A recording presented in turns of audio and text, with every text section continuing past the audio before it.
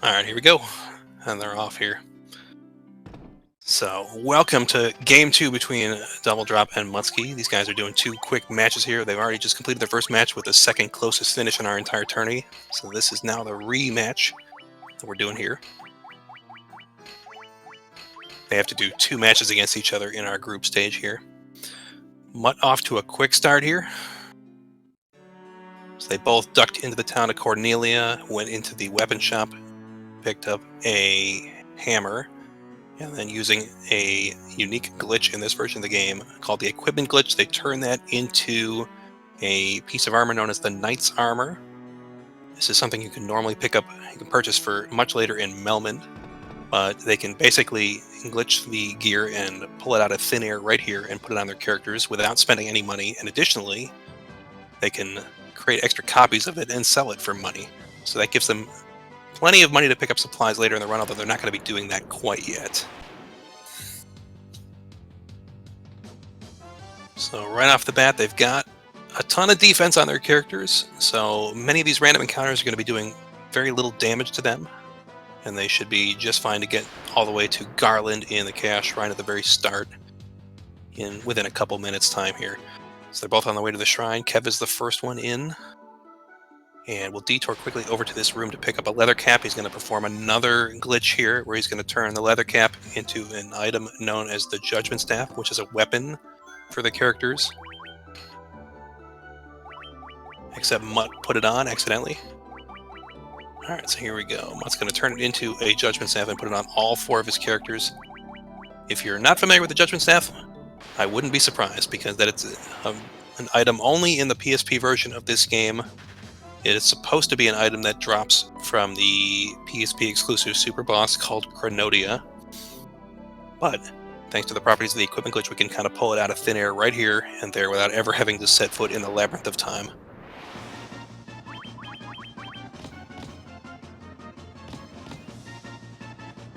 So there's a question about who advances in a best of two if they each win a run race. So this is just a group stage match. They have to play two matches against each other, so this is not technically like a best of two or anything like that. It's just two individual matches. They're both in a group of 5 players. Each of the players has to play 2 matches against the other ones in this group stage.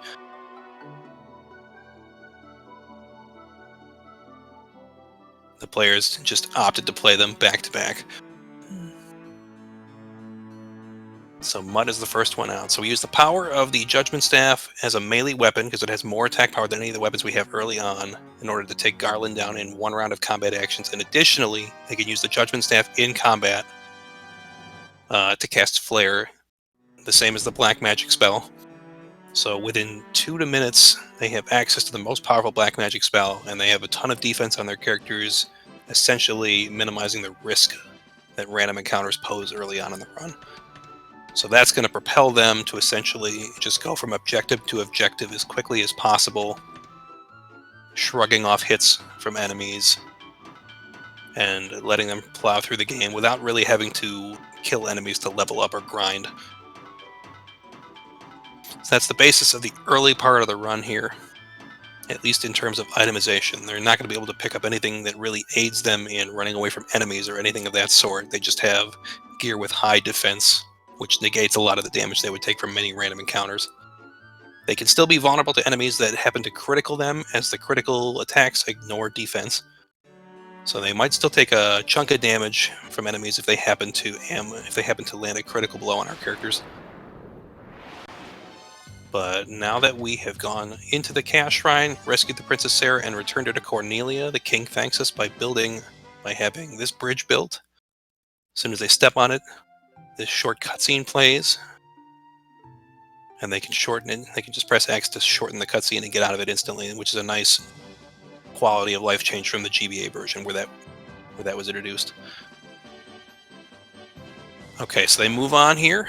Their next destination is going to be the town of Provoca. They just have to walk across the world map here to get to there. So we can already see the RNG is playing a little bit of a factor here. So each of these encounters they run into along the way, you're just going to have to deal with them as they see fit, because there's no way to manipulate encounters of that sort.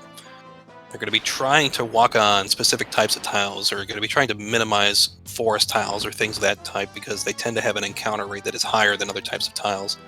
These grass tiles you see Muttski walking on have a slightly lower encounter rate and raise the chances of him getting an encounter, or lower the chances of him getting an encounter compared to walking on forest tiles. So they both enter the town of Provoca here. Muttski opting to go straight into the fight with the pirates, Double meanwhile opting to shop in the item shop. So thanks to the power of the Judgment Staff here, they're essentially going to be taking out these pirates in one go. And Muttski gets an immediate action. Double's going to do pirate fight after shopping for supplies. Double picked up some potions, antidotes, ethers, and phoenix downs. Items which didn't exist. Some of these items didn't exist in the original game, especially including ethers and phoenix downs. They've been added as a quality of life change in the GBA and PSP versions.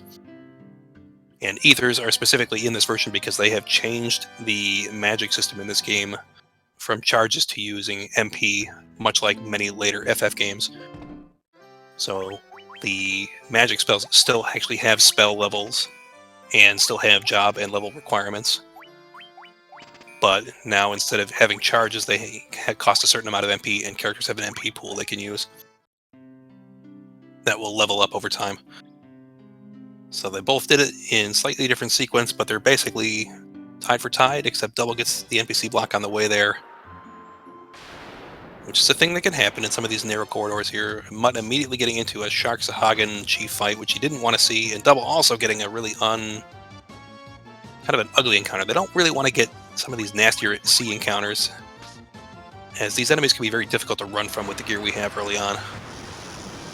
So Mutt is instead opting to kill this group. They're actually both opting to kill their groups of random encounters because otherwise they might get slowed down, and they want to keep this going.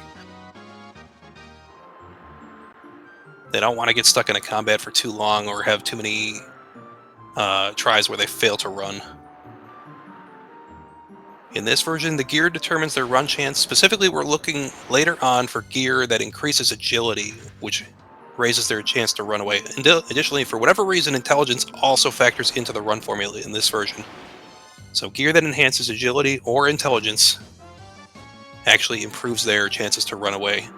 And agility additionally also increases their chance to go earlier in the turn order. So agility is preferred of the two, but both of them are useful in this one. But they don't have any access to gear other than the Judgment Staff, which adds a slight intelligence bonus to their characters early on. Yeah, their statistics level it up. Or their statistics will level up as they go, but they are not stopping to kill many optional encounters at this point, so they're going to be under-leveled, and the gear they pick up later on is going to be making up the difference. But right now, they're entirely at the mercy of the agility of their characters as from the level ups from the force fights they have to take on. But they're pretty much step for step right now. Of the enemies that they're seeing right now, they don't really want to see the wolves because they can tend to be a little bit more difficult to run from, as they have higher agility themselves.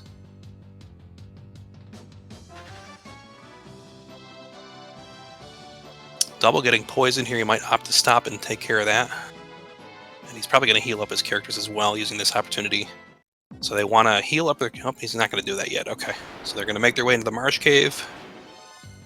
Ooh, that's a nasty little ambush from Mutt. Hopefully he doesn't get too many paralyzed characters here. So this ambush that happens, you see a preemptive on Double side. These are two opposite combat formations that can start at the beginning of combat. So if there's an ambush, each enemy gets one attack against the character's party before the characters can take any action in combat, including running away. And if you see a preemptive instead, the characters can take one free round of actions before the enemies get to do anything.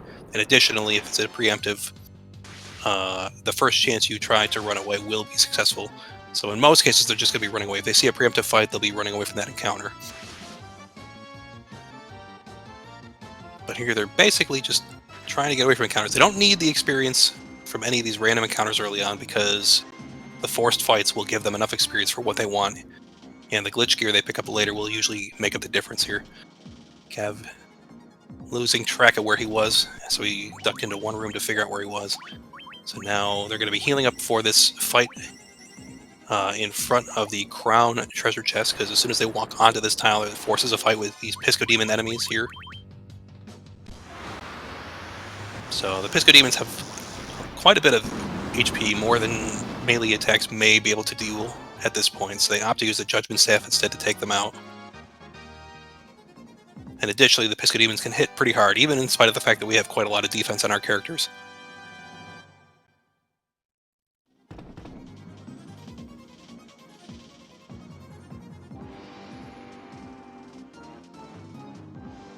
Looks like Double was unlucky and his warrior was taken out during that fight. Which means his warrior is going to be missing out on some experience from finishing that fight.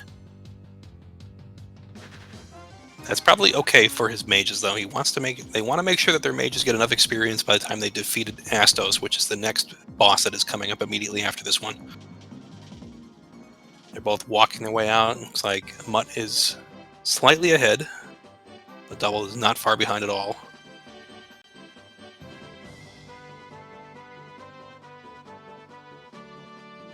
Okay, both getting pretty good luck so far. Double getting an encounter on the way back.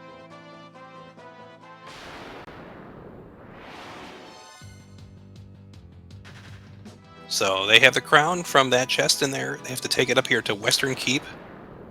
Mutt is one step away and gets an ambush on the very last tile. And of course it's a poison too, so Mutt's going to have to stop and probably unpoison that character with the antidotes we picked up earlier.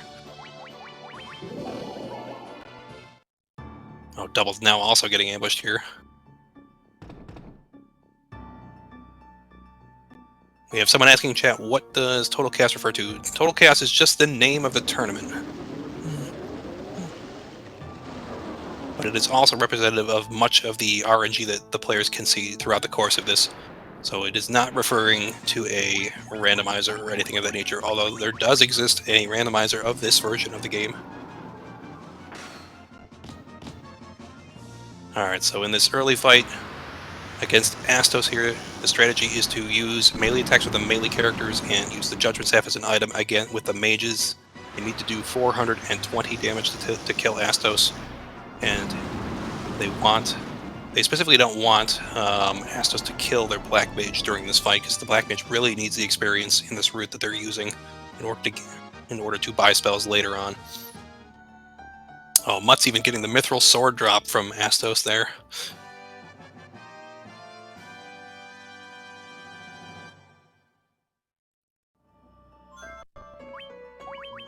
Hopefully he's familiar with that and knows that he might want to dump that when he gets a chance to shop.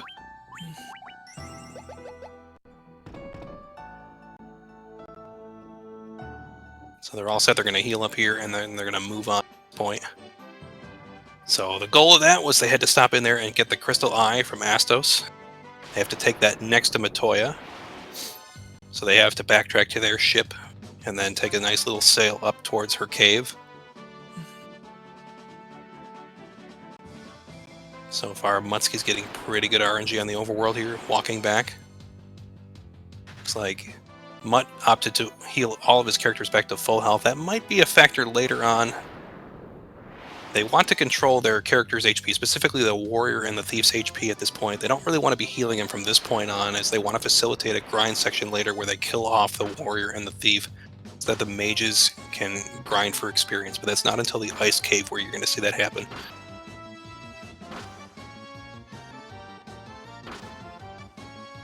They do have a way to artificially control that and deal with it later on, but it's usually better if you let the random encounters that you run into take their shots over time to control it. So Mutt's the first one back. His mage reached level 8, so that means he can now buy and use Thundara, black magic spells. Double's also into the town. They're going to stop also in here into the item shop and pick up gold needles. Looks like Mutt's going to grab some additional antidotes just in case. Double, I think, opted to skip needles. It looks like. That's kind of a risky venture in a race, but that's his prerogative if he wants to. It's generally not recommended for many races because if you get petrified, it can be difficult to recover from and could seriously impact the race later on. But we'll have to see what happens here. Mutt tries to run away from this group of sea encounters and gets away from it.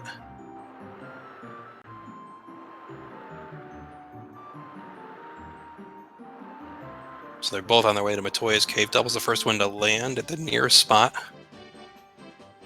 So what was the deal with the Mithril Sword?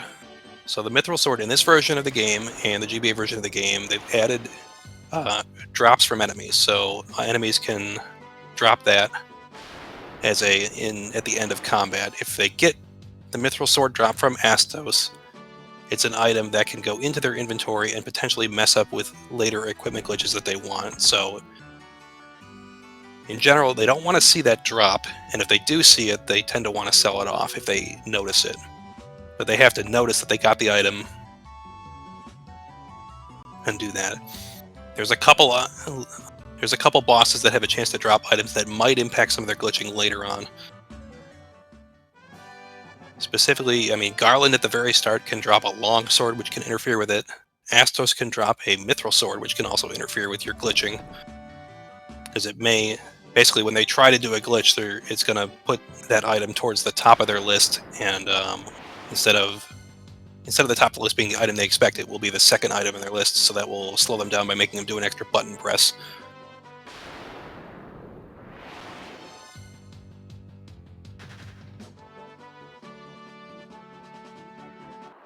Mud is the first one back to his ship, so again, they're just trading the lead early on right now, but once again, they're getting these sea encounters, which can be very problematic for them. They don't tend to be super dangerous, but they have a chance to waste a lot of time. Double is getting the preferred sea encounter if you want to see any of them, and you want to see Buccaneers, because they are very easy to run from. You don't really want to see Sahagins, Big Eyes, Sharks, anything of that nature if you can avoid it. Especially larger groups of them, you don't want to see that. Both of them getting a group here, so let's see how they do it. Mutt's going to try to run away, and he might be successful here, but if he's not, this is going to cost him some time. Double, meanwhile, is going to split his strategy. He's going to try to run away with his other characters and just use Thundara with his mage. Hopefully his mage does not get paralyzed from these Big Eyes in the meantime, so that this guarantees a one-round fight.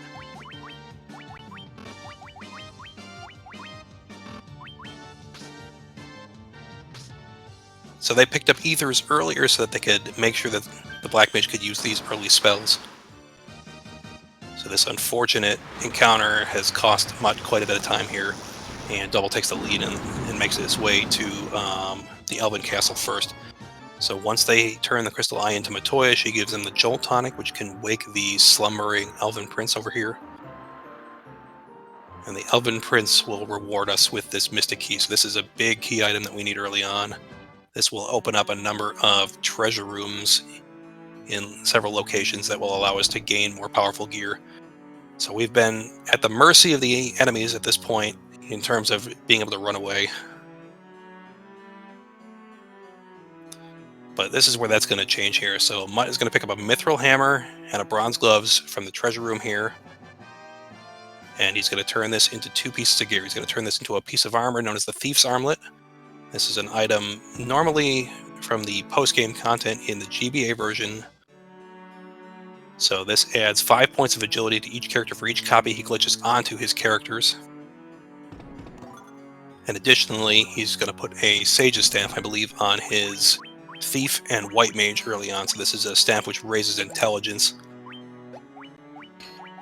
It should raise it enough that they can use Thundara against some more dangerous enemies reliably in some dungeons coming up here.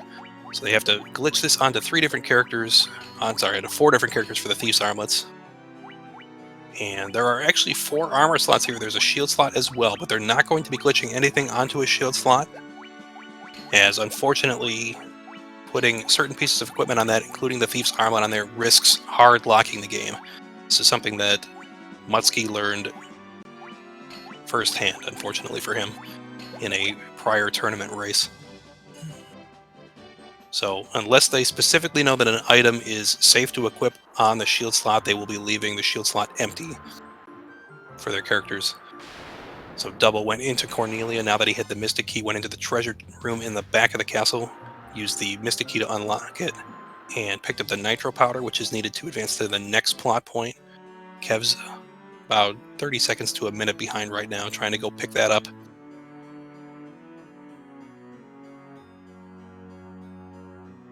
It's true, the prince is woken up by Ur, but in this particular version, it's known as the Jolt Tonic.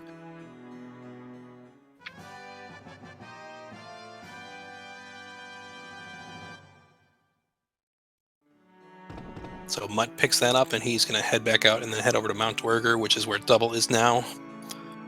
Double has to take the nitro powder here to this specific NPC called Narek down here. Narek will use to blow a little bit of a canal that we can use to reach the rest of the sea on the world map.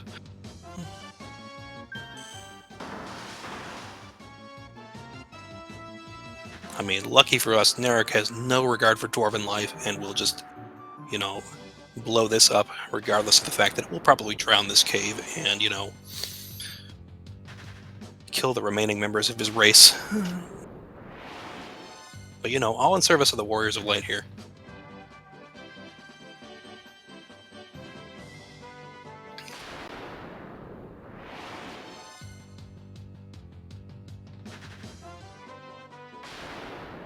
So here they go to inspect the damage, and they're all set. Meanwhile, I was trying to make his way over to Mount Dwerger. He's almost there.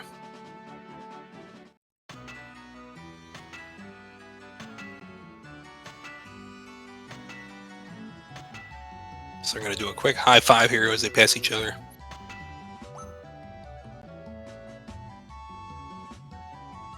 Dwarf's getting in the way for Double, so he's going to have to walk around them and take a couple extra steps.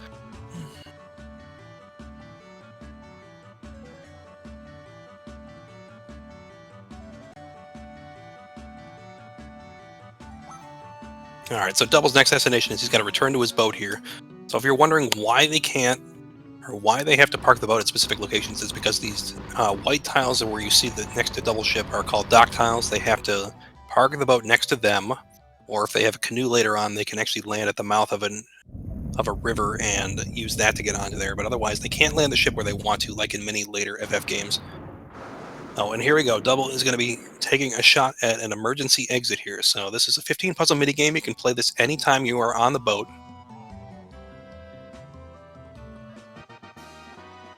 So the goal of this is they want to finish in second place to take a 1 in 6 chance to win an emergency exit as a possible prize.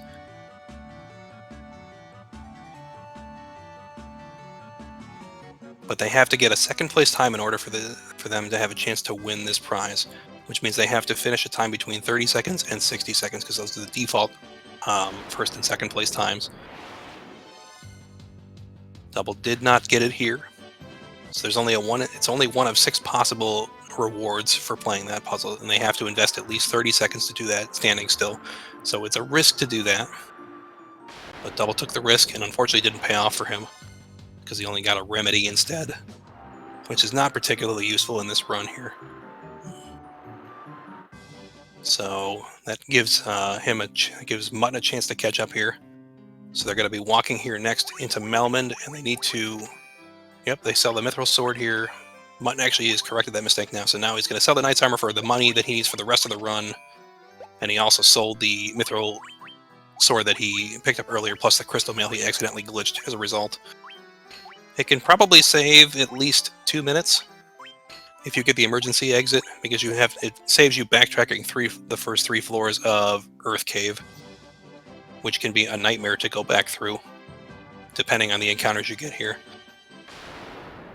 So they went into the armor shop in Melmond. They picked up a steel gloves for another glitch they were going to be doing, and they were going to be turning that into the most powerful weapon in this version of the game, known as the Barbarian Sword. This is, again, normally only supposed to be obtained from defeating the PSP exclusive super boss Chronodia, but we can glitch it here, and it grants our characters 125 attack power and a 15-point strength bonus, and we put it on our warrior and our thief. Normally the warrior can only equip it, but due to the properties of the equipment glitch, we can essentially ignore class and slot restrictions for our characters and put it on characters that was never intended to be on. So they are now wildly overpowered in terms of doing melee damage. If there's a couple second time difference, it just means that the restream is slightly unsynced between the two of them. That's the only difference.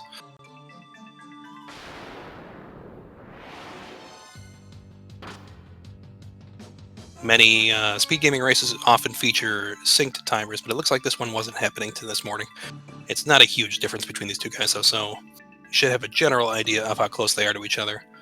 So Double takes a quick safety save here at the beginning of the 3rd floor of Cavern of Earth. So once they have all the gear they had from Melmond, their first destination is to go here and defeat the vampire on the 3rd floor. First 2 floors they can just beeline to the exit. This 3rd floor is the longest of the 3 floors by far. It has Pisca demons that you can see on Muttski's side, which are an unrunnable enemy formation. So if they see that, this is the first location you're going to start to see unrunnables. If they see this group, they have to stop and kill it, because they will be unable to run from them.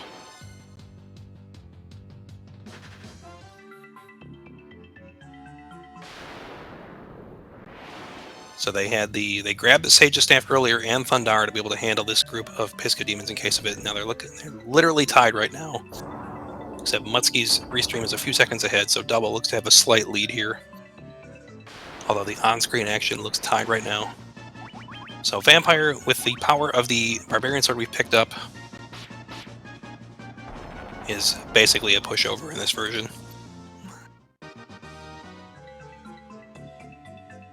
So Mutt saves a few seconds because Vampire did not gaze on his side, but they have to pick up the Star Ruby here in order to proceed further in the run. So their ultimate goal is they want to confront the Lich at the bottom of the Cavern of Earth, but unfortunately if they try to progress any further at this point, they're going to find that there's a stone slab blocking their progress. So they defeat the Vampire here, pick up the Star Ruby from the chest just behind him, and then they have to take that in order to unblock a path that will take them over to the Sage's Cave, where once the Vampire is defeated, the Sage will reward them with the Earth Rod that is needed to remove the slab that is blocking their progress later in the dungeon. So they have to double dip here in Earth Cave in order to proceed through the entirety of it. So there's plenty of monsters that are not, I mean, most monsters in this version are gonna be a pushover if you take your time to actually attack and kill them. The only exception is the bosses. So the Elemental Fiends and Chaos are still not pushovers, but they do take quite a lot of damage still from attacks from the Barbarian Sword here. But there are still plenty of enemies that can do quite a lot of, can be quite problematic if they happen to ambush our party or do some of their nastier attacks later on. So our characters are, very strong, but they're not invulnerable here. In Cavern of Earth, you're not particularly worried about anything except maybe cockatrices on the 3rd floor, as cockatrices can petrify our party in spite of it. There's also groups of undead that can do paralyze on our party members, and they're still vulnerable to that. But everything else just risks wasting time instead of that stuff. That's probably why you saw Double take a save at the very beginning of the 3rd floor, just in case of a really unfortunate ambush.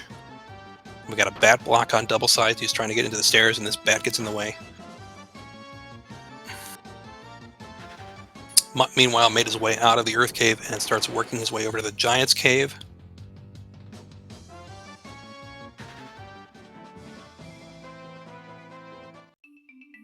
He's the first one into the Giant's Cave here. Enemies here usually aren't too dangerous. The only enemies that I seem to have problem, he might have trouble running from some of these wolves, and I also often see lesser tigers do quite a bit of damage with critical attacks.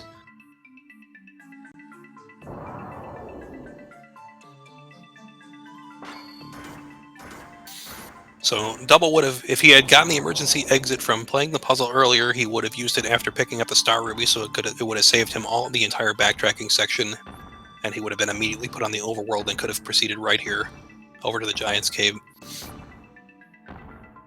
It's a risky strategy to do in a race because it requires you to commit at least 30 seconds in order to essentially have a 1 in 6 chance to win that, and if you do not win it, you're just wasting 30 seconds. But if you do win it, it can save you probably 2 minutes versus running back. So it's generally not recommended for races, although it's been a very popular strategy for a number of runners in this particular tournament.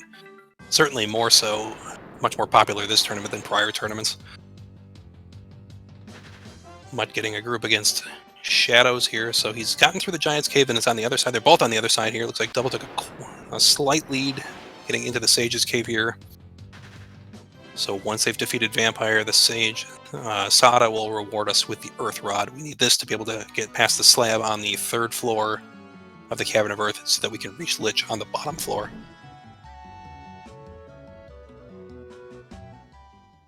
So now they're all set here. They're going to start their backtrack towards the Cavern of Earth.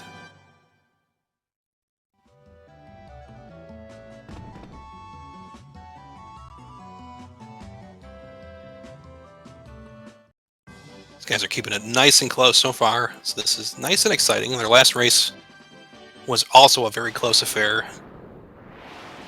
And ultimately, the lead flipped on Chaos right at the very end of the run.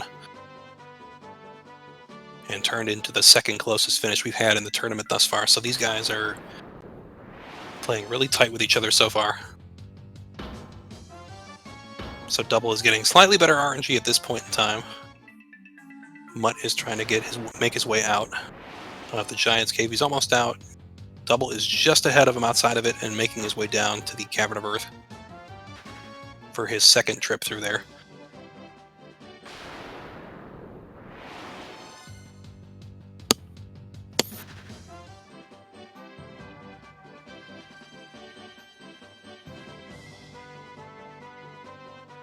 They're almost there. Mutt's having a good run here and getting catch up. And luckily for him, it's a preemptive against this large group of shadows. If that was an ambush, that would have been a huge time loss. But Double immediately gets a 6 Anaconda ambush, which is not super dangerous to him. Although they are kicking his warrior's butt right now. They are messing Ico up.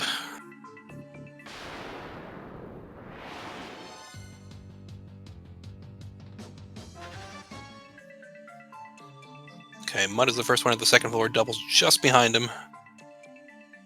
So they have to get through this floor. Once again, nothing particularly dangerous on this floor. They just are trying to dodge encounters that might slow them down. But there's nothing they can't run from at this point.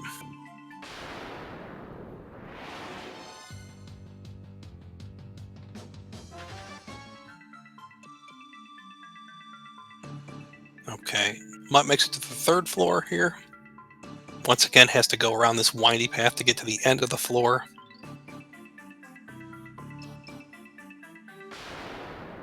Double getting slowed down by some unfortunate encounters. Here are the cockatrices we don't want to see.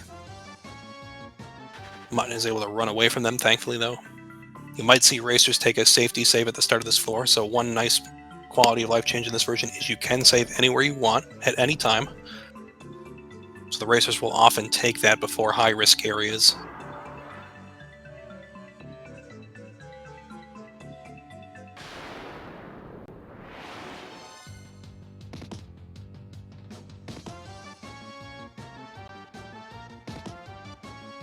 Any particular reason they're unsynced? They're just... nobody has unfortunately synced the timers. That's the only real reason. But they are close enough that you guys can more or less make out what's happening here. So Mutt has made it to the 4th floor here. And is working his way through it with pretty good RNG. Double has just started the 4th floor, so they cleared the slab with the Earth Rod, and now they're on to the final 2 floors before they can confront Lich at the bottom.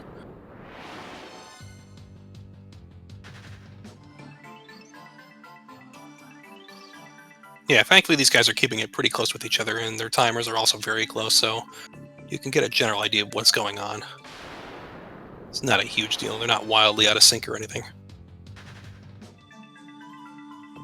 Alright, so Mutt makes it to the final floor here. Double as well. Mutt is the first one to Lich, and is opting to heal his characters before that, which is not necessarily the wisest strategy that he wants, but he is taking a safety save. That is highly recommended before Lich.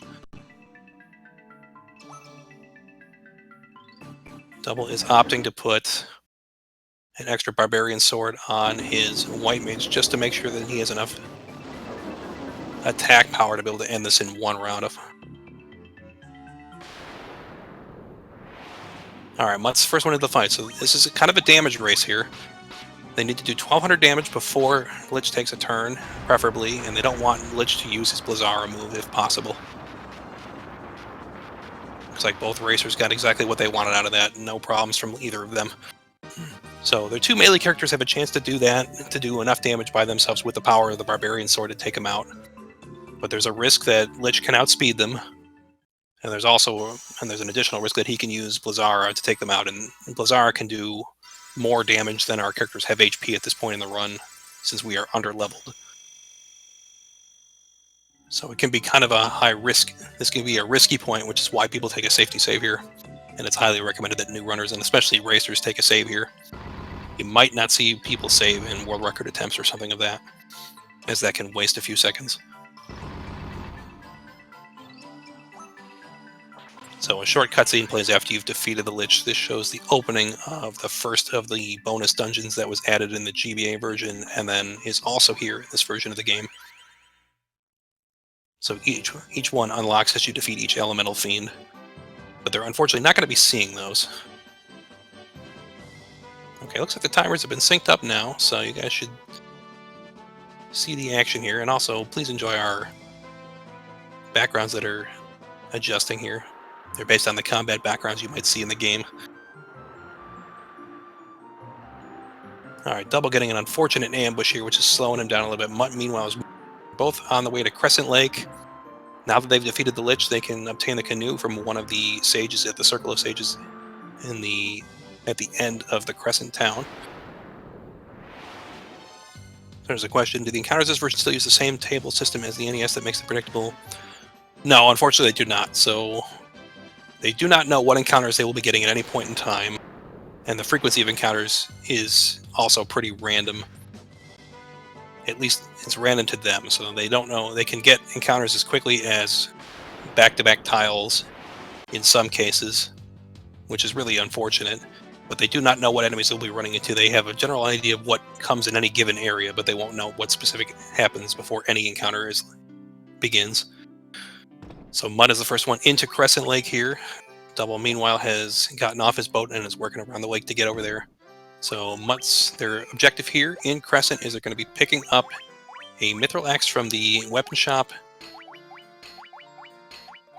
And I forget what the specific item is called here, but they're going to be turning it into two items here. They're going to be turning this into a piece of armor known as the Black Garb. This is, again, another item that was added from the additional content in the GBA version of the game.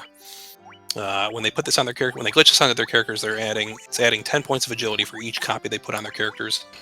So this is improving their run chances and increasing the likelihood of their characters going earlier in the turn order. And additionally, they're also using the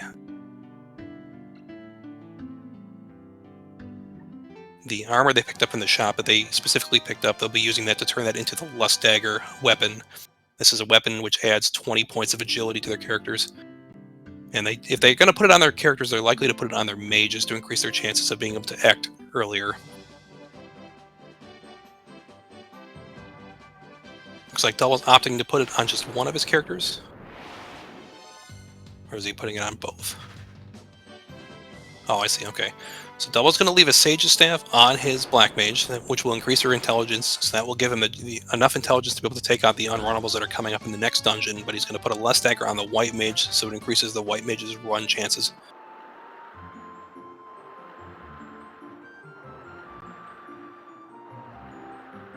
And they pick up the canoe here, and then after that they just have to back out of the town. The quickest exit is to head back towards where all the shops are, and then exit north. Alright, so now that they have canoe, they can go over these river tiles that they couldn't go over previously. These guys are essentially running the exact same route. They're going to be using the same party setup and order. So who goes the fastest depends on how well they execute the route, as well as how lucky they are in terms of what encounters they run into, how quickly they can resolve the encounters. So there's a heavy RNG element to this, especially for runners at the highest tiers. It's just something they're going to have to deal with.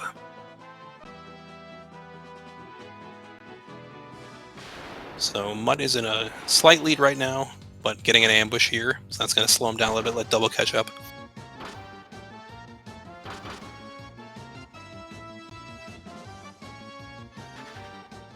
Mutt's warrior is also poisoned. That's actually advantageous for him. And additionally, poison does not tick while he's on these river tiles here. So they have set up their characters at this point so that they will be facilitating a quick grinding session against Evil Eyes coming up later in this dungeon here. So they're first going to take a safety save here, almost certainly. Oh, Kev is also opting to actually heal that antidote here. So he could have left that on his warrior and let his warrior tick down on HP. What they want to do is, when they reach the Evil Eye, they want to basically continue to grind against the Evil Eye, as it's a significant source of XP and it's pretty predictable. Ooh, Mutt just low rolls a little bit on the damage with his Thundara, but he opted to use Thundara here. But he put a Lust Dagger on his Black Mage, so that lowers the Black Mage's intelligence. It raises agility, but lowered his intelligence compared to what he had equipped earlier with the Sage's Staff. So you can see on double side, double left a Sage's Staff equipped and was doing more damage with Thundara. So they don't want to see Pisco Demon groups here because they have to stop and kill those groups. They don't want to see Cockatrices here because those guys could paralyze them. They don't really want to see this encounter, which is what Muttski just ran into. They don't want to see ambush from Mind Flayers because that can slow him down or kill his group. Luckily for him, they're pretty easy to run from, but he needs a character to be able to survive that ambush from them. So his warrior's down, which is okay, because he wanted his warrior dead anyway for the grinding section. They want to kill off the warrior and the thief ahead of when they reach it, or at the worst, when they reach the Evil Eye. They can do this by... Evil Eye can open combat with either a powerful gaze attack, which does physical damage, or he can use Thundara, and he wants it.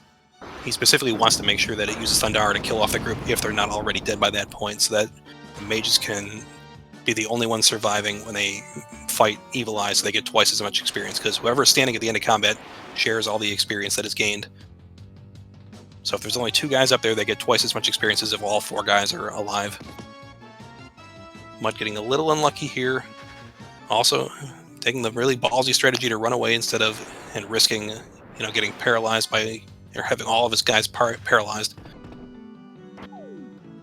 So the only way to advance through Ice Cave, if you're not familiar with the game, is they have to walk to certain locations and step on specific cracked ice tiles in order to fall through to lower levels. Mutt tries to run away from this group and unfortunately is unsuccessful, so he's going to have to either hope that he gets lucky on this. Nope, he tries to run away again. He's okay. So Mutt is going to use a strategy here. Since he overhealed his character earlier, he's going to walk back and forth on these spiky ice shard tiles here. This is going to lower his party's HP by 1 step for every step that he takes. But that allows him to essentially lower his thief's HP to a level that he wants it for the upcoming grinding. And then he has to heal back up his mages because he wants them outside of the range of the damage that the Thundara can do.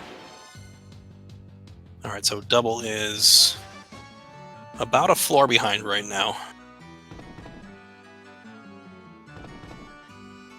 So as soon as they fall through that cracked tile onto that specific floor where double is on, the first step they take is a forced encounter with undead enemies. So here we see Mutt reaches Evil Eye first and is going to wait out for a Thundara. Luckily he gets it immediately, and that kills off finishes killing off the melee character, so now he can grind on the Evil Eye. So his mages are the only ones standing, so they're going to get double the experiences. They're the only 2 ones that are standing right here. So he's going to heal them out of the danger range of another Thundara, and then he's going to walk back and forth on this tile, because every time he steps on this tile, it's going to force an encounter with an Evil Eye.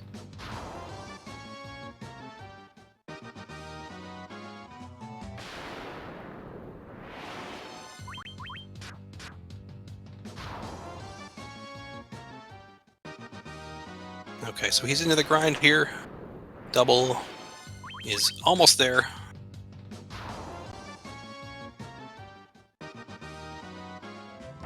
Oh geez, that's a problem for Kev. Kev unfortunately walked an extra tile, so he's going to have to walk back around to get to the grind spot. So that's going to cost him some time.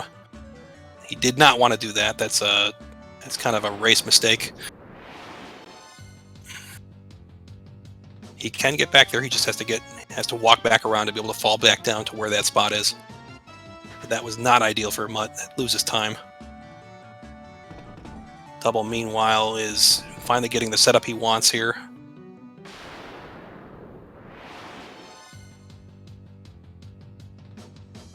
Okay, so they're both set up for the grind at this point. And Kev made it back to the spot, so he's going to once again do that.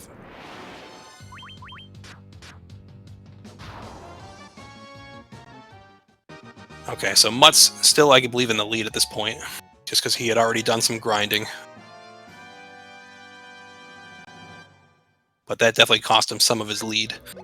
Okay, so Mutt is level 16. So their goal here is they want to get to level 17 and then take either one additional fight, or they could get to level 18 here. The ultimate goal is they want to be level 19 by the time they go around to purchase spells later on in the run, because that will be the highest level they need to be in order to be able to purchase and acquire all of the spells they will need in the run.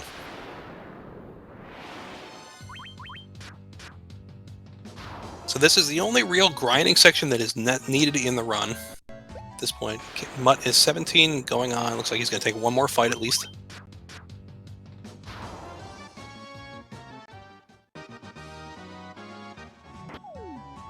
Mutt looks like he's all set now at level 18.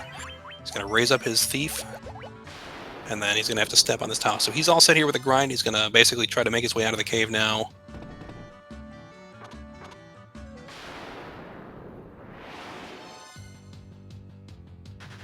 Double shouldn't be far behind.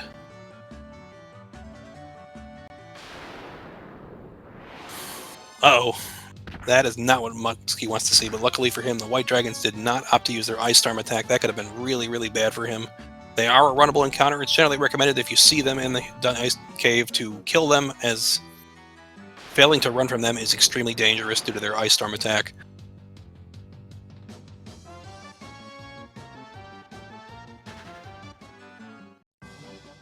Double having terrible luck with running away from these forced encounters here. Alright, so Mutt is out of there, and his next destination is to go pick up the airship with the Eleva Stone he got from her Ice Cave there. So he's all set from this point on, and has a slight lead here.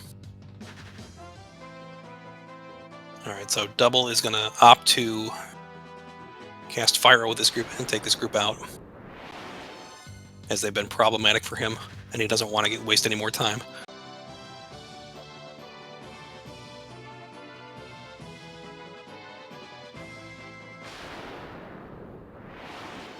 But Double's all set with a grind otherwise.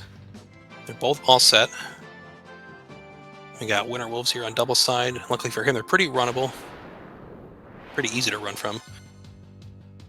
So now Muttski's getting Sahagins, but now that we have a significant agility gear at this point in our run, they tend to be considerably easier to run from than they were earlier in the run.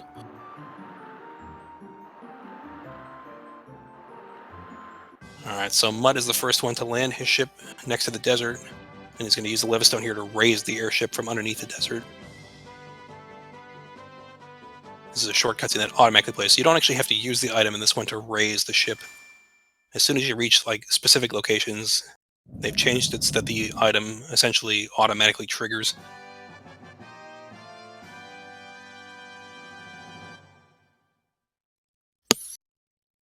Alright, Double making his way over the river to get back to his ship so he can sail over to where the boat is. So Mutt has the airship. We're ditching the boat at this point. The airship is the fastest mode of transportation, and there's no risk of enemy encounters while he's on the airship. So now he's going to make his way to the Citadel of Trials. He's got to land way to the east of it because there's unfortunately no closer landing spot for the airship. And then he's going to just have to walk across this desert area, then across a little bit of a forest, and some marsh and some river, and he'll make his way there. Double is trying to catch up while he's just behind. He's maybe not even a minute behind right now. So these guys are still in a pretty tight mate in a race right now.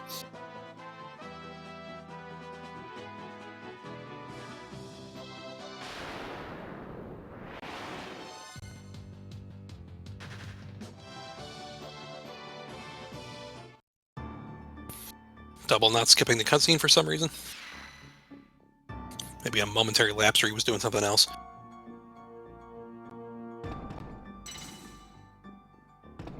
Alright, so Mutt enters the Citadel of Trials. He has to talk to the NPC on the first floor so that he can access the teleporter on that one, and then he reaches the second floor, which is a little bit of a teleporter maze. So they have to essentially pick the right teleporter in each of these rooms in order to transport to the next room in the sequence. If they take the wrong teleporter, it puts them back at the start of the floor. So they really don't want to make sure. They don't want to do that. Just pick the wrong teleporter. But these guys know pretty much exactly what they're doing.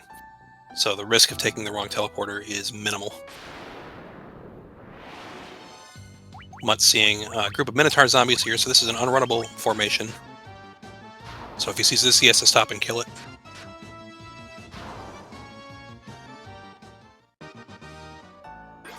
Ooh, he gets the Great Axe to drop too, which doesn't have any impact on this run. It's just something neat to see every once in a while.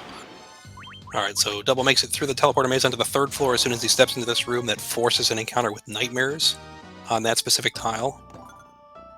It can often be difficult to run from them, so it's usually easier and quicker to just attack them. He quickly picks up this little healing staff here and uses that for glitching a Lordly Robes item. This is another item that comes from the PSP exclusive bonus DOS.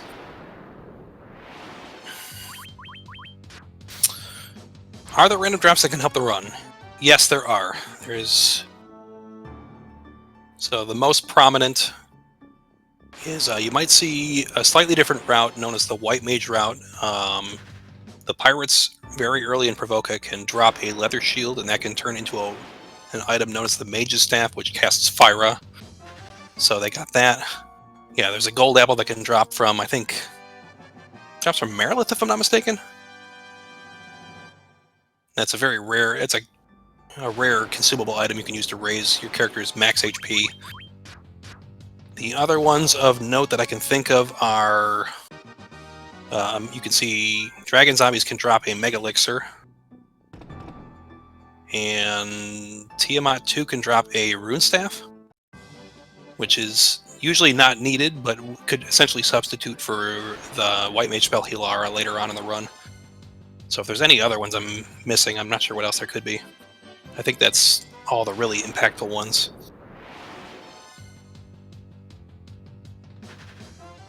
I mean, the strategies that we use don't rely on those drops, but if you happen to see them, they can be pretty cool. Alright, so Double working his way through that. Mutt, meanwhile, has exited Citadel and is making his way back to his airship. Well, that's true, we can also get gold needle drops from cockatrices. If I'm not mistaken, Double does not have needles. I don't remember seeing him pick them up. But it has not hurt him to this point yet. So here's the Dragon Zombies. These can drop a Mega Elixir.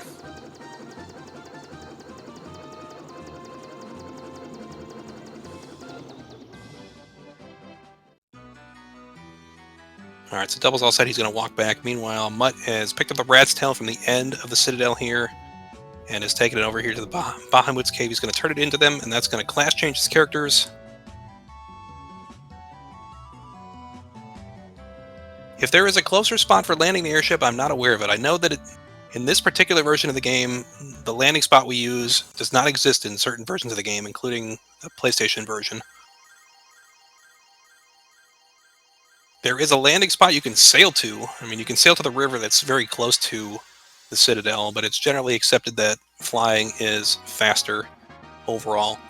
So this location you see Double approaching here, this particular tile does not exist in the PlayStation version, so you have to park even farther to the east if you're going to park your airship and go here.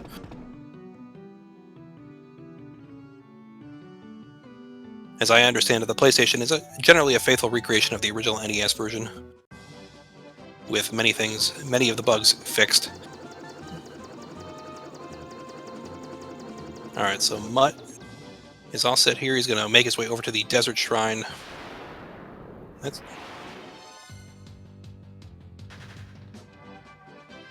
He's got to pick up he's here to the caravan. He needs to pick up the Fairies bottle here, and additionally, another menu of items opens up here in this version after you've purchased the Fairies bottle. He purchased 11 Giant's Tonics from that. This is an item he could use in combat to raise one of his character's max HP by 200 for the duration of a combat. He's only going to be using that on the final fight against Chaos if his characters don't gain enough experience, or don't gain enough HP from their level ups over the course of the run. The values I think they're looking for is they want to have about 300 HP on their thief by the time he reaches chaos, and they want to have, I believe, 250 is probably the safe point for the black mage to be able to survive chaos's most powerful attacks.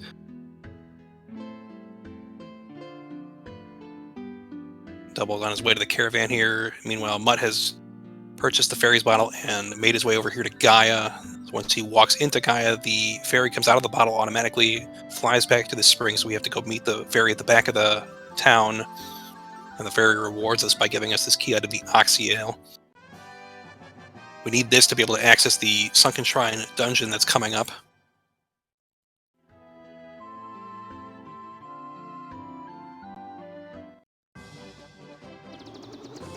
So Mutt still holding the lead right here. Double, meanwhile, has just reached Gaia, so he's going to have to go through that same cutscene and walk around the town.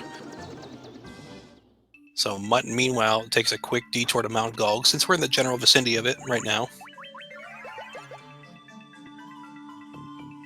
And this will be confronting the second of the 4 elemental fiends, Merilith, here at the bottom. So we need to defeat the 4 elemental fiends to reach the final boss, Chaos. We've already defeated the Lich, and the other 3 you can tackle in any order, but the order that you're going to see these guys doing it is pretty much the intended story order. You're going to be seeing them take on Merilith and Kraken, then Tiamat from this point on. And this is because, I mean, they're at a convenient location to essentially take on Merilith right now, and in order to reach Tiamat's dungeon, they have to go through, they need an item from Kraken's dungeon, so it generally makes sense not to have to double dip through the Sunken Shrine. And they can just make it in one go. So Mutt is specifically trying to walk on as many lava tiles as possible as... Oh, that's really bad. Alright, Mutt dodges the worst case scenario here, it looks like. That could have been really, really bad for him, unfortunately, if that fire lizard had opted to use its blaze attack. But each lava tile they walk on is going to damage their characters, each of their characters by 1. But the advantage of walking on those tiles is there's no risk of random encounters. So it's a slight risk-reward thing that they're going on here. But to speed this up, they generally want to walk on as many lava tiles as possible. There's no avoiding certain sections where they have to be able to walk over them. And then they can reach Merilith's floor at the very bottom. So many runners play this dungeon very risky. But if they wanted to stop and take a quick heal for the characters, they're certainly welcome to. It's just kind of a runner preference at that point.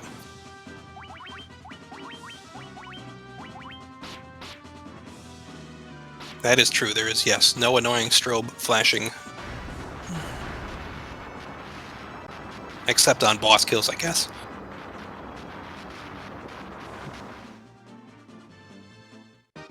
Alright, Mutt is the first one to take Merilith down. She's kind of a pushover in this one. The worst attack she has is Fyra, which if our characters have 150 or more HP, they're usually not vulnerable to at this point. And she can go down in 2 or 3 swings of the Barbarian Sword.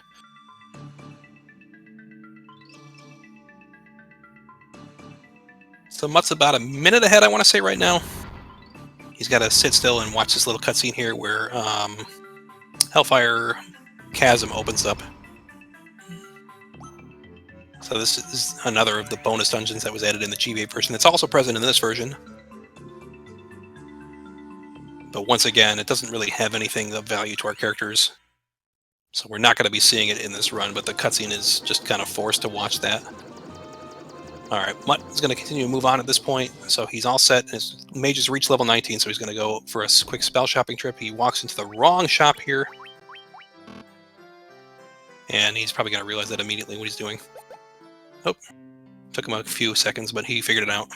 So there's actually 2 black magic shops located here in Elfheim, and he walked into the level 3 one. He wanted the level 4 one, because this is where Haste and Blizzard are from.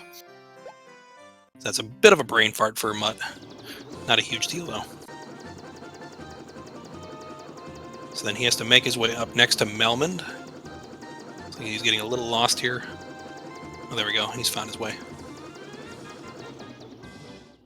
Okay, so he's going to pick up the rest of the spells he needs. So he needs Heal R for the White Mage here, specifically for healing for his party from this point forward and for the final boss, and he needs teleport here for his black wizard. This is why we have to class change, and also why we have to reach level 19 so the black mage can get that spell. This saves a ton of time backtracking through dungeons later on, which is why we go through the effort of going out of the way and going through the Citadel of Trials to pick it up in the first place.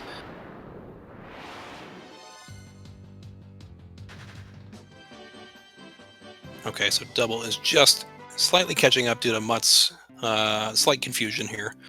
But Mutt makes his way to Onrak, and this houses the entrance to the Sunken Shrine. He just needs to talk to this NPC at the end, and then talk to the barrel to go down to the Sunken Shrine.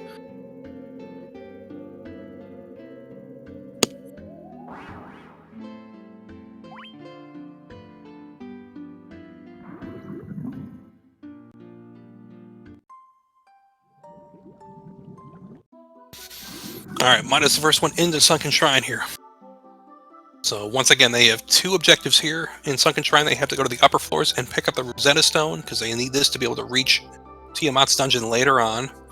And then they have to backtrack and head in the other direction to reach Kraken, the third of the 4 elemental fiends. So Mutt tries to run away from this Sahagin Prince in Chief combo, and that is a mistake because he cannot run from that group. Double is getting an unrunnable Ice Gigas Winterwolf combo, meanwhile on the overworld, so that's a little unfortunate for him. So Mutt's mistake is he's just going to have to waste those 4 turns running away, which he can't run away, and then each of these Sahagins is going to get a free attack, which is just going to waste a bunch of time for him. And the correct play is what he just did on that second turn, is he's supposed to use Thundara with his Black Mage to take them out in one go.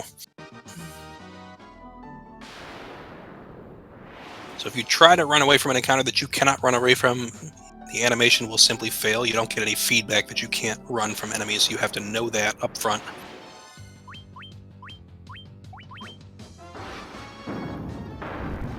Muttski also running into ghosts here. This is another unrunnable group that he has to stop and kill if he sees them.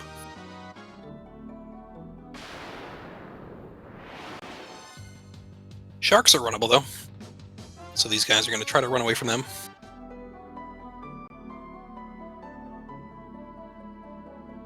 Alright, Mutt's all set with the first 2 floors here. He's now on the top floor. There's no random encounters on this floor. He's just got to walk around a long path to get to the Rosetta Stone in the treasure chest at the end of the floor. Double also getting a group of ghosts here. So once Mutt's all set here, we're going to see the first instance of teleport here. So using teleport here warps him back to the end of the previous floor. He's actually going to use it twice in sequence to go back to the 2 floors that he was just climbed up. And then he's going to head in the opposite direction towards Kraken here.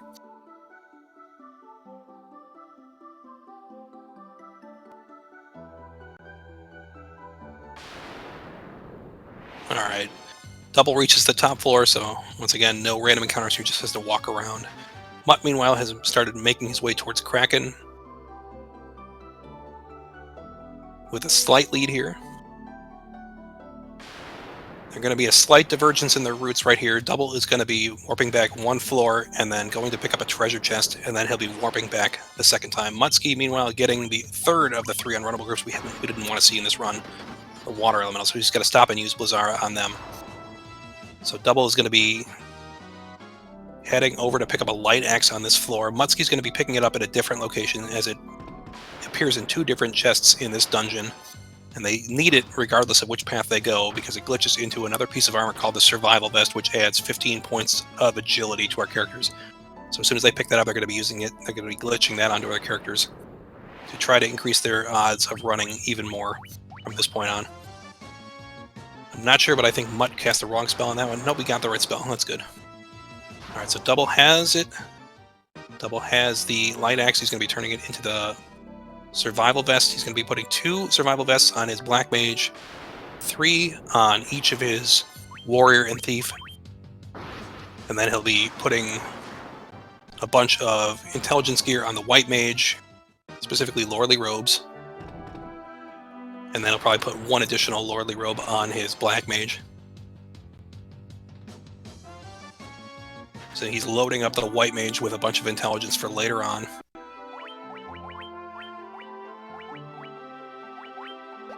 And he's putting 2 survival vests and 2 lordly robes on the black mage to increase the intelligence and the agility.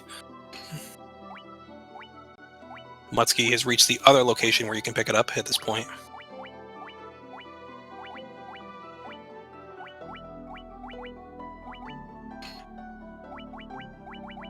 So they're both essentially doing the same menu here. They're just doing it in a slightly different location. The advantage of doing it in Double's case is you can pick it up a little bit earlier and have slightly better gear for some of the later floors here. But the advantage of doing Muttski's strategy is the encounter rate on the floor where you pick it up is a little bit lower than the one where you pick up the 4th floor one. So it's honestly just a minor divergence in strategy. And it's entirely runner preference which one they want to use. Most runners are learned on the strategy that Muttski is using, as the one that came afterwards is a relatively newer version of it.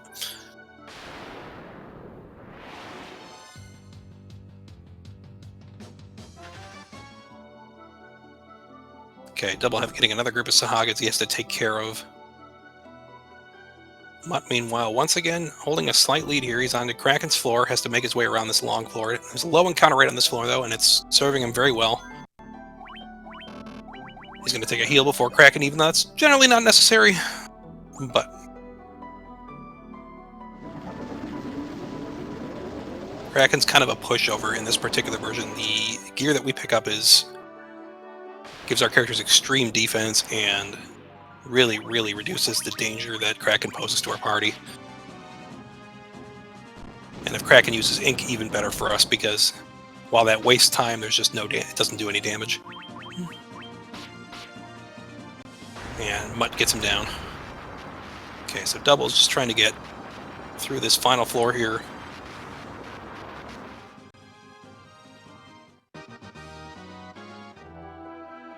He has to stop and fight these water elementals though because they're unrunnable.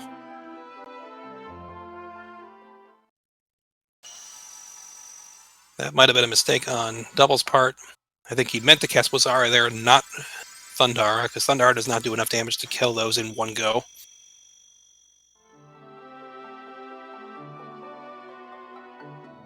Ooh, and a 7 enemy ambush right before getting to Tiamat.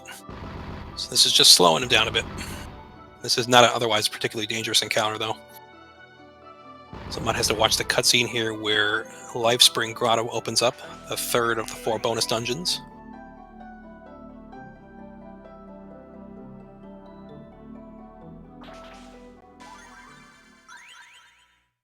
Mutt's going to start making his way to the Waterfall Cavern, which is located nearby.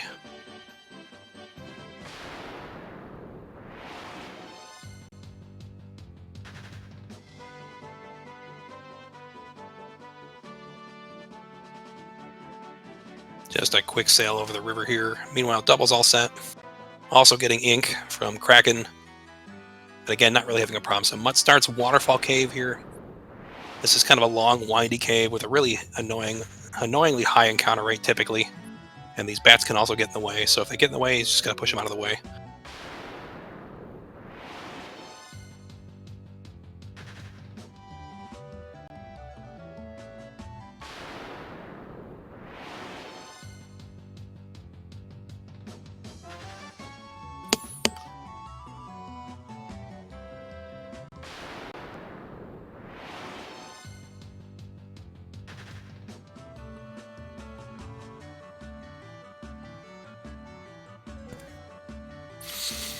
Mutt's almost all the way there.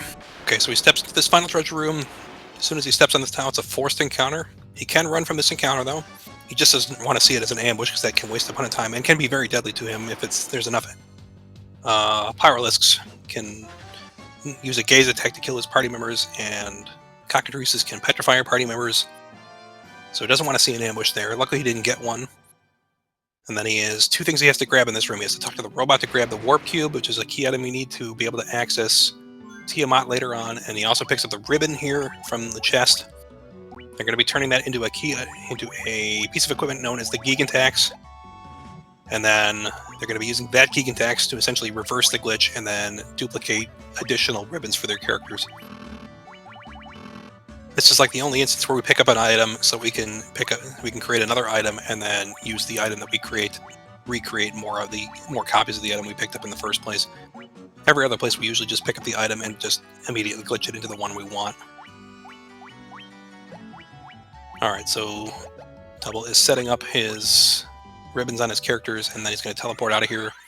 Trying to backtrack through this dungeon wastes a ton of time, so that's one of the reasons we pick up teleport here.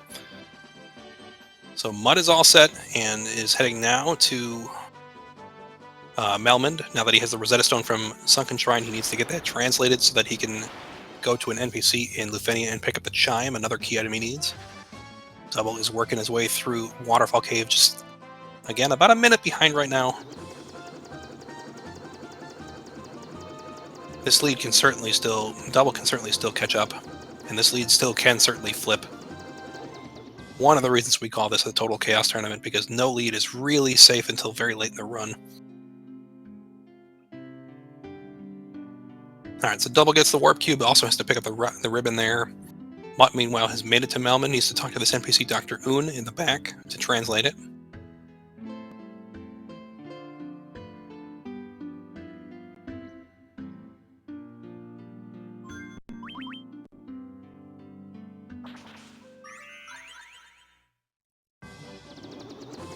Okay, his next destination is to go to the town of Lufenia. Double's warping out here on his tail. So Mutt just flew over Lufenia, but unfortunately he has to land the airship way up here to the north of it because he cannot reach it. That's the only landing spot for the airship on this part of the map.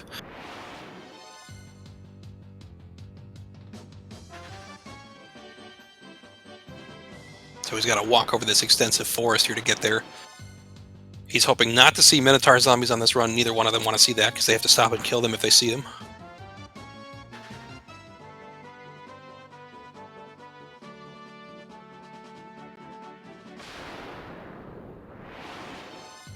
Okay, here we go. Minotaur zombie troll is the same thing as if he just saw a Minotaur zombie, so he's going to have to stop and take out this group. If he set up his party properly, he should just be able to use fire with his black mage and take them out.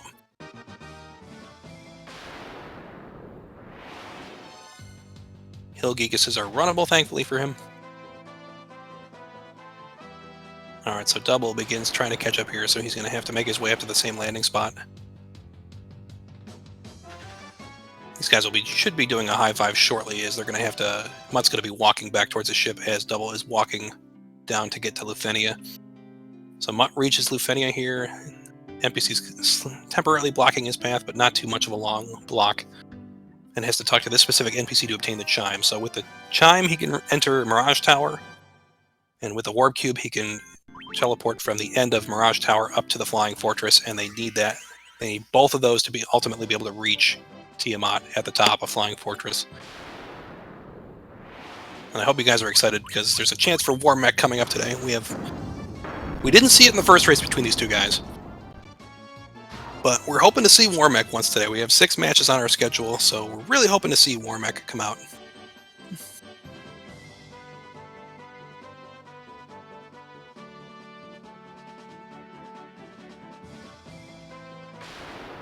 Okay, Double's almost all made his way to Lufenia.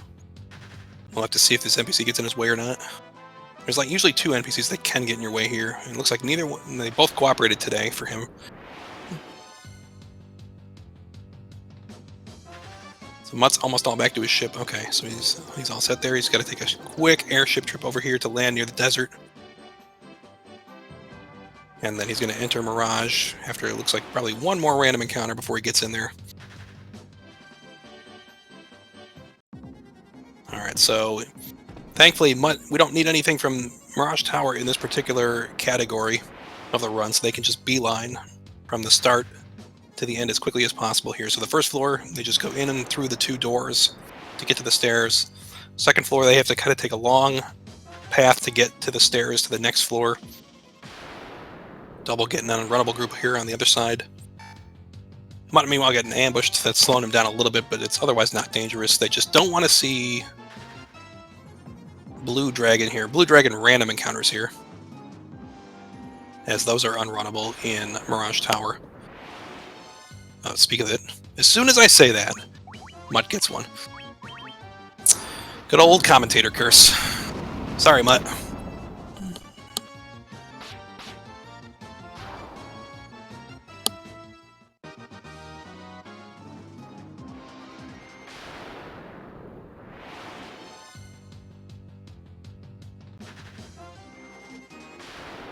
Mutt's almost all set with the second floor now.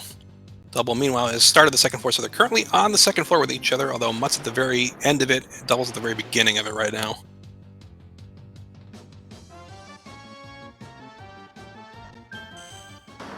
Mutt, unfortunately, getting gazed by vampires here. Doesn't want to see that, because that just wastes a ton of animation time.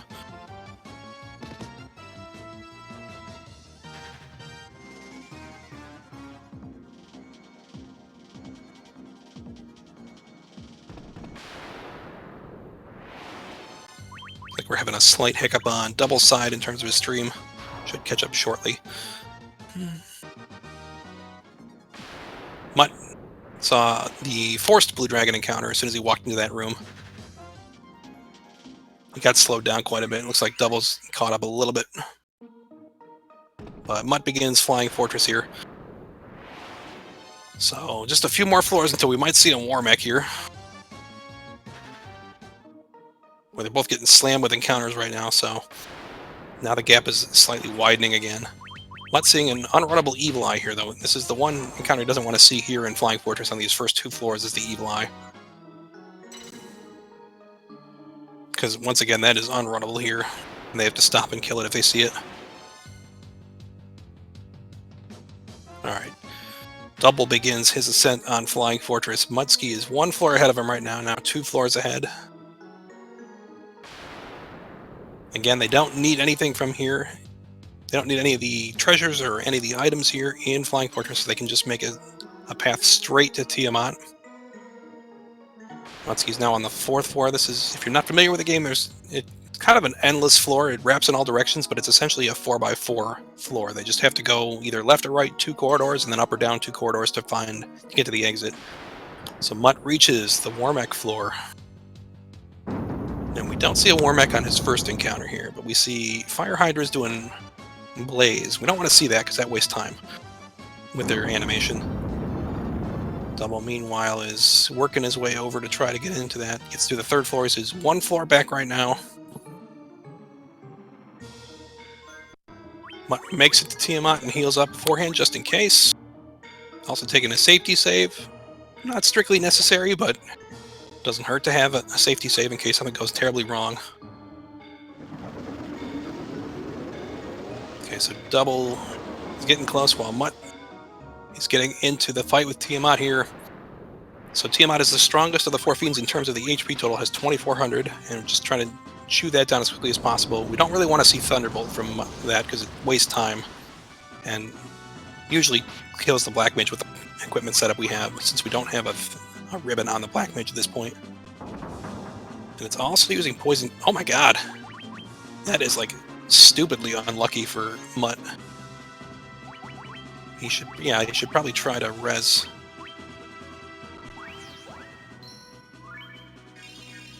Hopefully he doesn't follow up with a more dangerous attack here.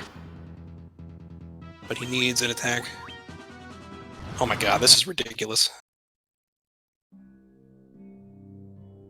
I don't even think Mutt did anything wrong there. That's just unbelievably unlucky. So that's going to flip the lead over to Double right now.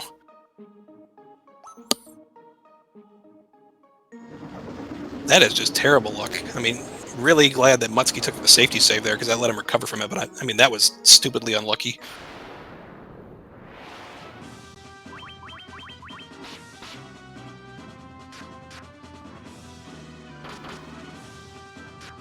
I mean, I don't usually see runners take a safety save there, but it's really, really good that Mutt did.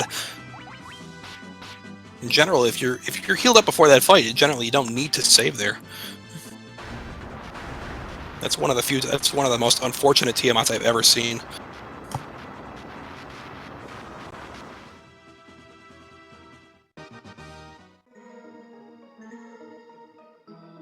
So with that, Double takes the lead. Double got through it with no issue.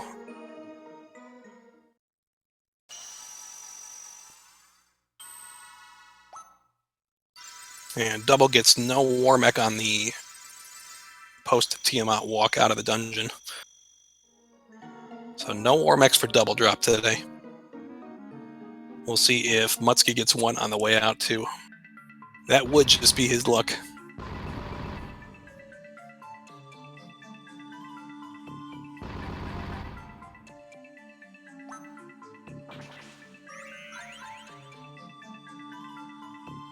So while double is taking the lead, this is not over yet. This race is not over. And no Warmech for Mutt either. So we've got 4 more races today where that might show up. Hopefully he'll make an appearance later, but it's apparently Warmech is not going to be a morning person today. So Muttski's just going to make his way over there to where double is going to the cash shrine. They have now defeated all 4 of the elemental fiends they need to be able to reach the final dungeon.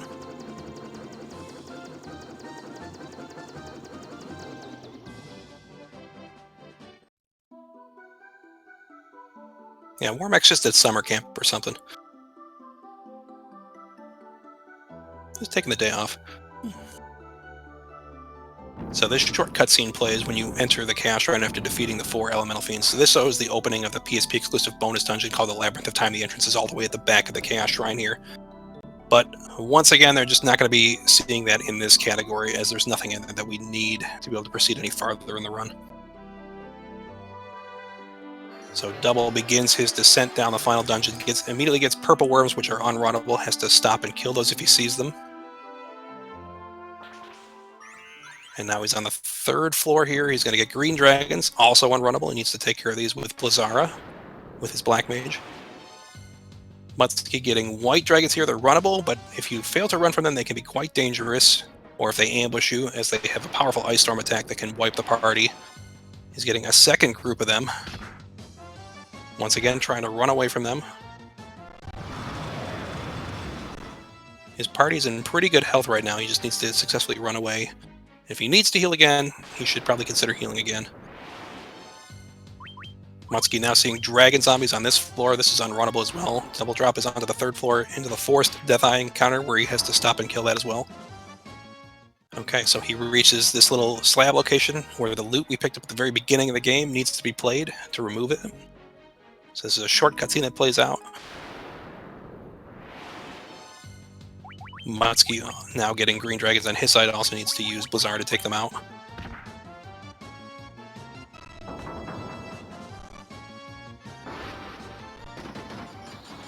And double begins his final descent here. So now that he's reached the top floor, he's going to have to go down to the 2nd floor, the 1st floor, and then the basement floors, which is where he's going to start seeing the refights against the other fiends.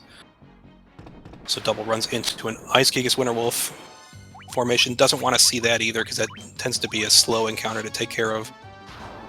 But Fyra does have enough. We have enough intelligence on our Black Mage usually to take them out in one go on this one. So double is done with the 2nd floor. Now he's back on the 1st floor. This is where he can see white dragons and purple worms.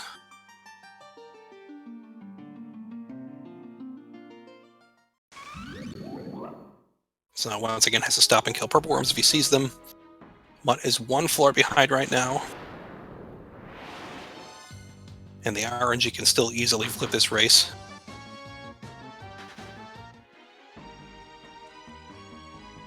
Okay, Mutt getting another purple worm encounter is going to have to stop and kill that. Mutt's going to have to stop and kill this group of dragon zombies here.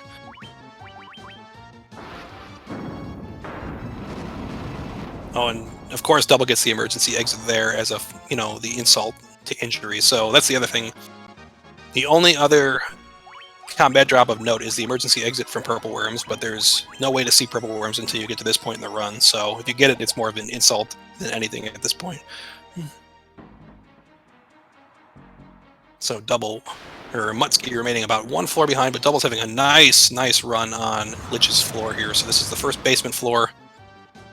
Many of the enemies here are the same as the ones you saw in Cavern of Earth here, plus some additional newer ones that are Earth-based enemies. So at the end of the floor, before you can step onto the staircase, there's a forced encounter with Lich here. You need to do 2,800 damage to kill Lich. And the biggest risk here is Lich can cast Flare, which can do a ton of damage to our party, so it's usually advised to either save or heal before this fight begins. Muttski getting a group of Earth Medusas here that can waste a lot of time if they use their gaze attacks. But our characters are largely immune to petrification at this point, so it's more of a time waster than anything. Muttski getting Earth Elementals here on this floor. This is unrunnable. He uses the wrong spell on him. Unfortunately, that's going to cost him a little time because it's going to make him use it twice. He meant to cast Fire there, I'm pretty sure, as they are vulnerable to fire. There we go. Okay, double reaches Marilith here. Once again, she's kind of a pushover. On this particular version, she's got 3,200 HP, so he's going to try to chew through that with the melee attacks from his Warrior and Thief in 2 rounds. Mutt's going to take a quick heal before Lich here. And also a safety save. Not a bad idea. Double moves on to the 3rd of the 4 refight floors. He's getting a good run so far on this floor. He doesn't want to see water elementals. If he sees them, he has to stop and kill them. Preferred spell of choice to kill them is Blizzara. We're getting Flare on Mutt's side. Mutt's going to have to just power through here. Should be okay at this point. But that's going to slow him down, because now he's going to have to spend a little time in the menu resurrecting his characters. Double, meanwhile, is getting a pretty good overall run through Kraken's floor here. Except you got one more group of water elementals here.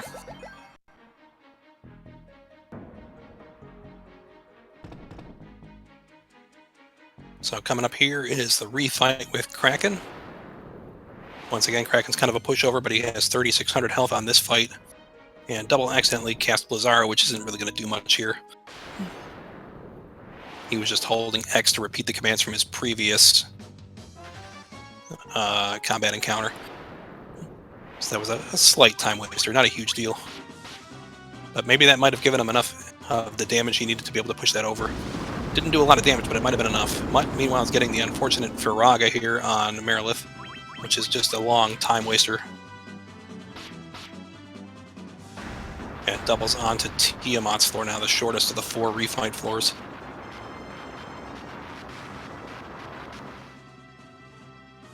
Might take a quick heal here, just in case.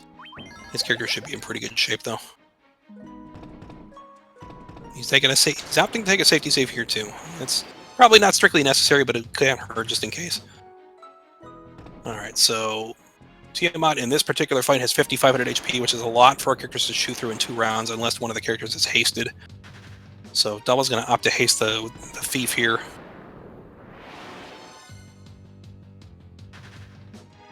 So once again, Tiamat does Thunderbolt to kill off the Black Mage. And Poison Gas, which is going to hurt but not kill. That should be enough there. Okay, so Double's all set with Tiamat. Really just has to get through the rest of this floor with a small chance for random encounters, and then once he reaches the next floor, there are no more random encounters. Oh, on the very last tile, Double gets 1 encounter. Here we go. That's perfectly a runnable encounter there. Okay, so he should...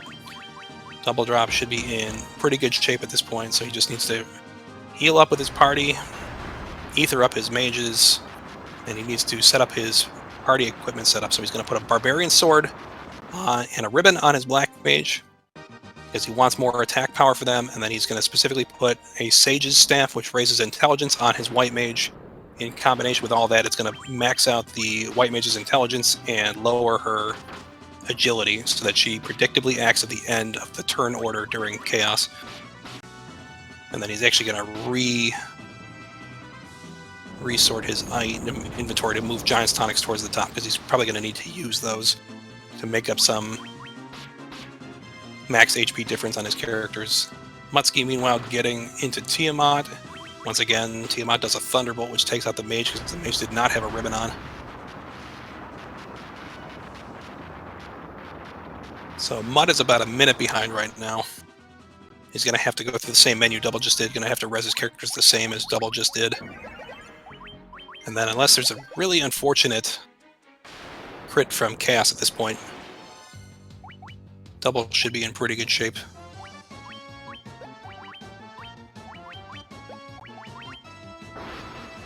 Yeah, Double is opting to use a Giant's Tonic on both of his characters, the Thief and Black Mage, just in case their HP totals are too low. The Thief was definitely too low. Actually, both of them were actually pretty low. So they both needed a tonic here just to make sure.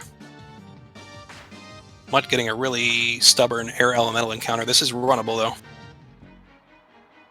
So eventually gets away from it, and now we can catch up. That unfortunately cost him probably a good 20 or 30 seconds, which is not something he can afford to take right now. Because this is probably GG for Double right now, unless something goes horribly wrong.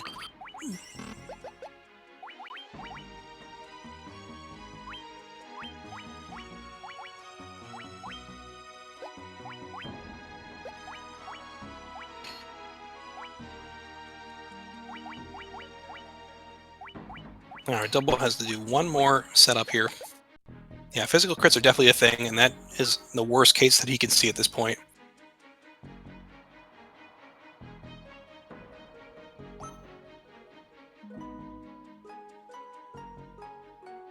Also, these long animations from Chaos are slowing Double down a little bit. That's entirely out of his control, though, whether or not Chaos opts to use it. Chaos can choose to use one of 3 attacks. He can use a physical attack, he can use one of his special moves in a specific sequence. So you would see Blaze, Tsunami, Cyclone, Earthquake, or he can opt to cast a spell such as Blizzaga, Slowra, Thundara, again, also in a set sequence. So he'll choose to do one of those 3 attacks. If he sees Cyclone and Tsunami, those are like some extremely long animations, so that can slow the character down and slightly impact races and their times. Mutt, meanwhile, is also opting to do 2 tonics on his Thief and Black Mage, and getting an early Blaze. This could be really dangerous if the Black Mage is at low HP totals, but thankfully they're out of the really danger range at this point. And their parties look correctly set up for everything, so at this point it should be Double's match to lose. Just because he's a couple combat rounds ahead of Muttski at this point.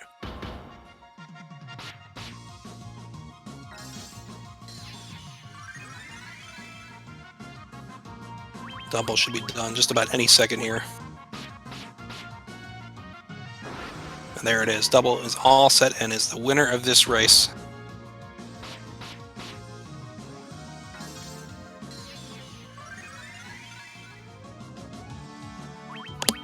Not for lack of trying by Mutt, though. Mutt was doing, once again, a hell of a run. And really just got super unlucky on Tiamat, and it was extremely fortunate for him that he took a save before that so that he could continue the run and keep it as close as he did. Mutt should be just about done here, too.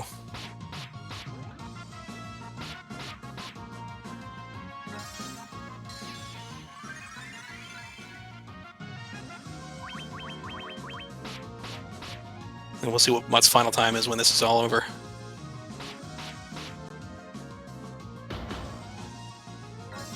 Mutt getting Chaos getting a hit on the White Mage. We want to see physical hits from Chaos because they are by far the fastest animation of the attacks that he can use.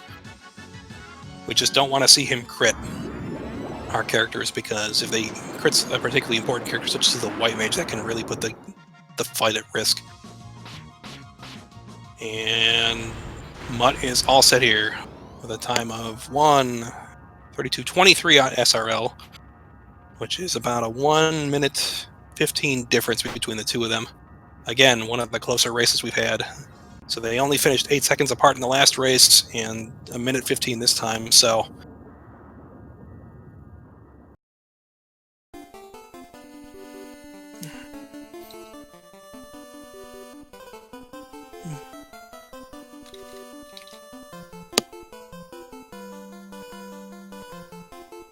Okay, so Double is the winner here.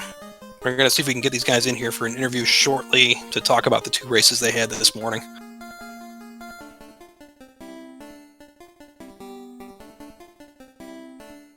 And I see we have Double here, so he'll join us when he's all set.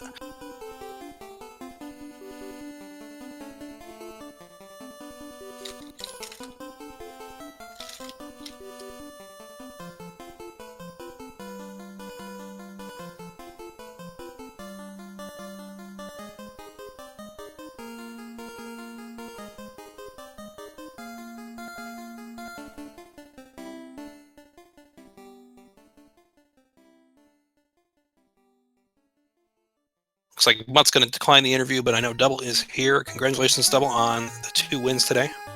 Oh man, that were butt clenching wins, let me tell you. The first one especially, I mean, that was a really, really close race, and I honestly think Kev is getting screwed by the RNG more than anything in the ultimate times. At the worst possible times, he's getting screwed. I got screwed pretty much the entire time, except when I needed it the most. Basically, is what happened. Because, like, everything up until Tiamat in this room was not good. It was terrible the whole way. Yeah, honestly, I've never seen a Tiamat as bad as that, especially considering he was reasonably well prepared for that fight and even had a safety save for that. And it's really a good thing he did, because that cost him not too much time. But it still cost him more time than he could afford to lose. I had his stream up on my second monitor, and I didn't see what happened, but I did see him down to just his white mage left.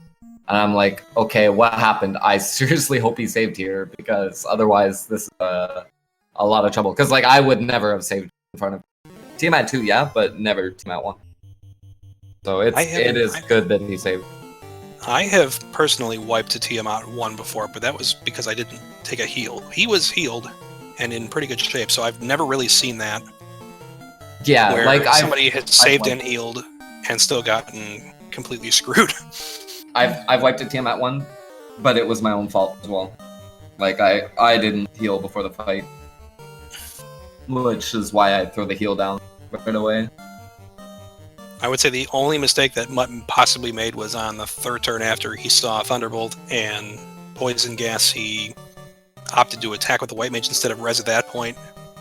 And then Tiamat did a nothing attack on that round and then opted to do Ice Storm after the turn after that. Yeah. So just really, really unfortunate for Mutt on that. And honestly was probably the ultimate difference in this race. Yeah, well, basically what Nikki just said in chat, like, if I get AoE the first turn, I will throw a Healara out on the second, because I know what can happen if you get 2 AoEs back to back. But Tiamat 2, like, he can wipe everybody if your HP is like that's why I saved before Tiamat 2. But I saved before Tiamat 2 because I know my HP was really low on the Ninja and the Black Mage, and I might not have survived AoE, in which case I'd be in a really tough spot. Thankfully, he was kind to me, but... So... alright, we'll talk about the first race. Now, I came in late, unfortunately, as I warned you guys I might do. So I didn't see what happened up through probably most of Lich. I don't know if there was anything you could remember from that first run. I had a nice lead. I had a really good beginning segment up until about Vampire, and that's when I started getting screwed. Like, at Vampire, I was ahead of PB, and I went for emergency exit and didn't get it, and I was still ahead of PB at Vampire. I was going to ask if you did a puzzle on the first one, because I didn't get a chance to see if you did or not.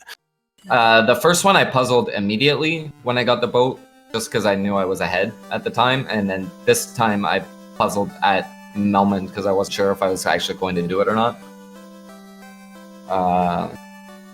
But yeah, and in both instances, I got screwed on the way out of Earth. I think the second race was arguably worse. The Earth Cave. I mean, in the first race, I'd say, like, I had pretty decent RNG up until about Sunken when Kev started to catch back up, but my early game was pretty good. And that ultimately ended with, I think, an 8-second victory over you, with you snatching it from him just on Chaos. Yeah. Probably because he got just the really long animations on Chaos, allowing you to sneak in there and take it.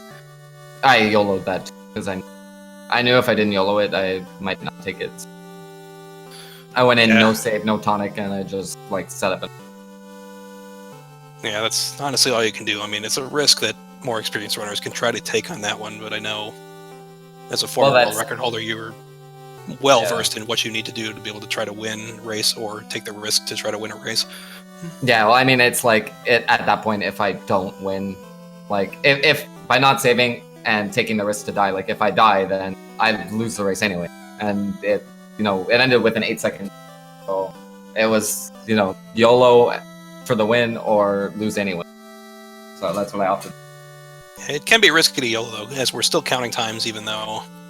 So I mean, even if you had failed to win there, that could have cost you quite a bit of time if you had opted to forfeit instead. And we don't really want runners to forfeit if possible. And yeah, my current standing in the definitely plays a factor in that. Like what my overall win-loss is at the time. So I mean, I'll be honest, I wasn't expecting these matches to be quite as close as they turned out to be. So I'm actually very happy and excited to see that. Muttski is getting back into form, I can see. Yeah. He could have won both. In fact, he very easily could have won the second. If Chaos Shrine and that ultimate what killed him. Yeah, just really unlucky. So, do you see my shrine? It's like 5 or 6 of 4 or more enemies. So bad. Yeah, much as I could see your responses. Oh yeah, I was extremely salty. Yeah, I mean, for those that don't run this category, managing your emotions, especially in a race, is definitely a thing that has to happen, because you could start to get unlucky at pretty much any point in the run and just see a nice string of poor encounters or something of that nature. So you have to just keep yourself focused and moving forward. Especially for newer runners who might not be as familiar with this category. I'm gonna be completely honest. Like the ice cave I had in this race was the worst I've ever seen, ever, running this. I got lost close to 3 minutes to my PB, and 2 minutes to just like average split ice cave. It was terrible. And like I don't know how I was able to keep it so close after that, because I know like Muttski had a 3-minute lead at that point, almost 2 to 3 minutes, and somehow it's like clawed back a few seconds here, a few seconds there, even with the RNG I was getting. So, with the conclusion of this, I think that puts you 4-0 in the tournament, or in this group right now. Yeah, 4-0. 4-0, which is temporarily puts you in the lead of the group, and I think Cruel is only 3-0 so far. Yeah, that'll change pretty quick. Yeah, that will change. I will say one thing. Those matches. When I race him, if I have RNG like this, like I'm taking 2 losses. That's just what's gonna happen. Everybody knows how amazing his race luck is. Yeah, he does have uncommonly good race luck, so we'll be looking forward to those matches in a couple weeks' time. Meanwhile, we're just getting started here today on Speed Gaming, so we have 4 more matches coming up today. So we have a match at 1 p.m. We have a pair of matches at 3 p.m. So we're going to see a nice 4-way layout for that one. And additionally, we've had 1 more added at 7:30 p.m. Eastern Times tonight. So we hope you guys will tune in there and pray for a Warmech to make an appearance today, since he did not grace us with his appearance this morning. So I don't know if there's anything else you want to say, Double, here. Not that much. I'm hoping to see a big improvement, Muttski PB wise, because he was both races, despite even what happened in the last run, was within a minute and a half of his both times. So I know if he actually went serious, did like an actual PB attack, he could probably smash his PB bite. He could definitely get under 130. His PB, I think, is like 130, 40 something. Yeah, he has the skill to hit a 176 if you want. So yeah, we're looking forward to that. But he's still got a bunch of races too to get through. So other than that, we'll just thank you guys for tuning in this morning for some Breakfast with Chaos edition of this FF1 Total Chaos Tournament. So I've been Poor Scythe, commentating for these 2 races, or 1.5. And just want to thank Double and Mutt for these exciting races this morning, and thank you Speed Gaming for helping us host the tournament and set up everything this morning. So, any other shoutouts, Double? I'm done. I'm about to head over to FF14. That sounds like a plan. Yeah, I got a whole day of. Alrighty, guys. Thank you for tuning in today, and we hope you will tune in for the matches later on. And if not, we'll catch you another time. Alrighty. So thanks again, everyone, and we'll see you next time.